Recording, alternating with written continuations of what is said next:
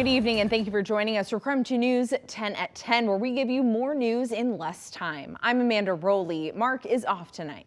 Well, let's get started. Dense fog that made it hard to see Spokane's fireworks show last night is continuing through the week. We've got meteorologist Michelle Boss joining us with the details. Hi, Michelle. Hi, and not only do we have fog, we've got otherwise just gray skies across much of the inland northwest, and the dense fog advisory has been expanded. So let's take a look at satellite and radar first, and you can see pretty much everybody is seeing overcast skies, whether that be low clouds or fog. And the dense fog advisory has been expanded to include not only the Spokane and Coeur d'Alene area, but up north into far northeastern Washington and North Idaho, and down into the Palouse as well. And that continues until noon tomorrow. Right now, we're not seeing widespread dense fog everywhere just yet, but Deer Park reporting half-mile visibility, less than a quarter of a mile at the Spokane airport, and Coeur d'Alene seeing a little bit of fog there, visibility 3 miles, visibility down to 1 mile in Sandpoint.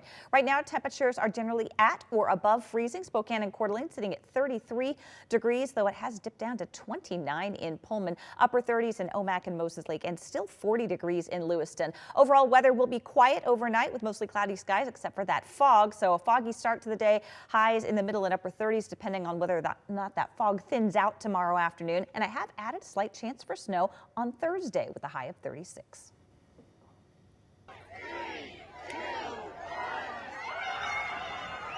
Well, hundreds of brave souls from across the inland northwest started the new year on Sanders Beach for the annual Coeur d'Alene Polar Bear Plunge. There you saw a photo there. That's our photojournalist Dave Summers and his daughter. They joined in with those brave folks, ringing in the 2024 new year. Now, the Polar Bear Plunge dates back to almost 50 years ago when a few friends started the tradition in 1978. Now, the event attracts about 500 people. These polar bear plunges happen all over the world to start the new year. And it's time to lace up those running shoes because registration for Bloomsday 2024 is now open. Registration for the annual 7.46-mile race opened at 9 this morning. The entry fee right now is $28 a person, but that price will increase in April. You can register online at the Bloomsday website. To find a link to register, head over to our website, krem.com. The race is set for Sunday, May 5th. And as a reminder, as we get back into a regular routine, garbage and curbside pickup for the city of Spokane will start an hour earlier. Before, all trash bins had to be out front by 7 a.m. Now, if you want your waste picked up, make sure to have it out before 6 a.m. Now, as the holidays wrap up, the city of Spokane is lending you a helping hand to get rid of your Christmas tree. Starting tomorrow, the city will do free curbside pickup through Friday, January 12th. You have to take all the decorations off the tree before putting it out, and the tree cannot be taller than 6 feet. If it is, you have to cut it in half. Now, the trunks also can't be thicker than 3 inches. Now, when you put the tree out, it has to go 3 feet away from your regular bins, and they're only taking real trees. Now to Nightby with a quick look at the day's top stories. The city of Spokane's new mayor, Lisa Brown, officially took office today. Brown served as the Washington State Department of Commerce director. She beat previous mayor Nadine Woodward by a little more than 2,000 votes. During the swearing-in ceremony last week, Brown spoke about the challenges that come with the new position. I'll just put it this way, terror.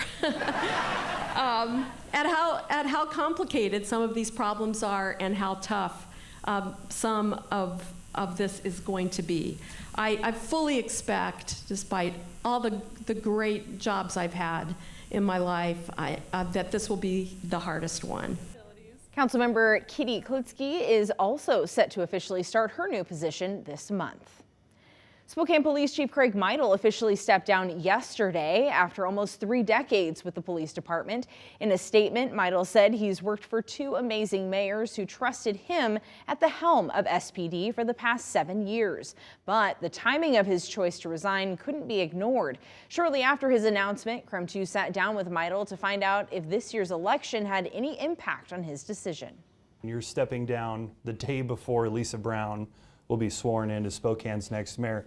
Would I be sitting here with you right now having this conversation if Nadine had won re-election? In fairness, I may have stayed a little bit longer, but what's a little bit?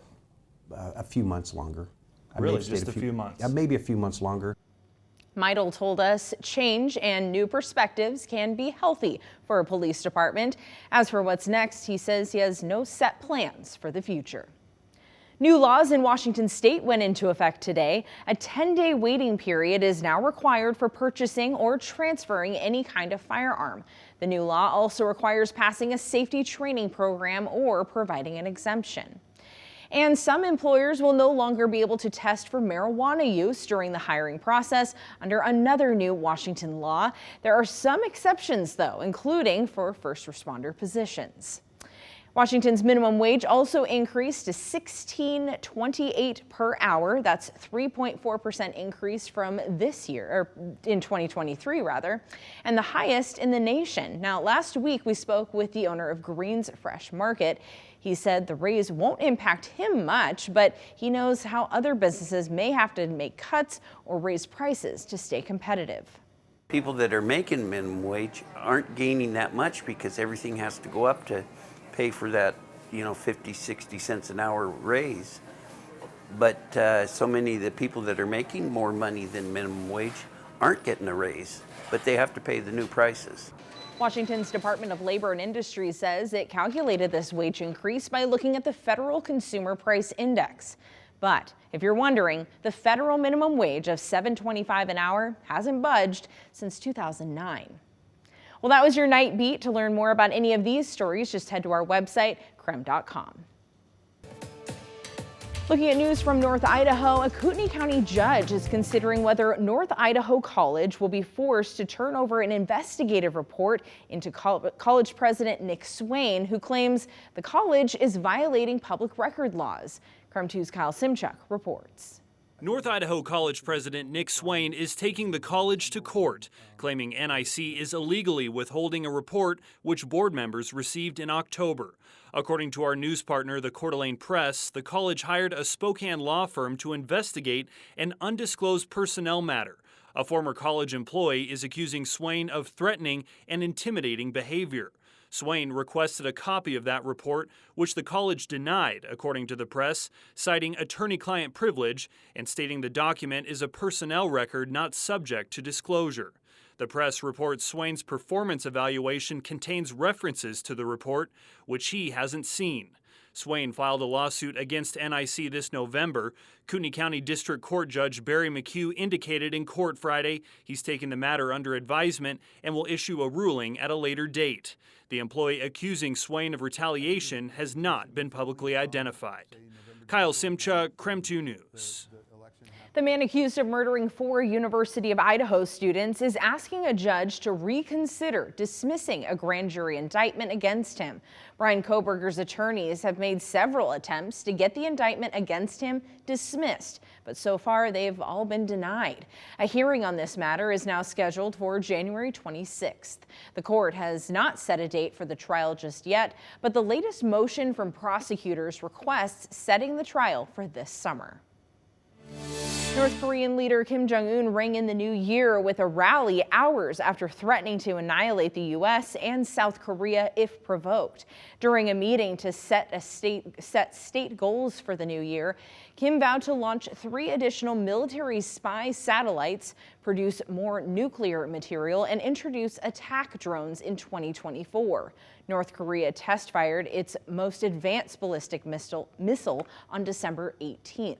Kim suggested he'll intensify weapon tests ahead of the U.S. presidential election, and experts say it could be an attempt to increase his leverage.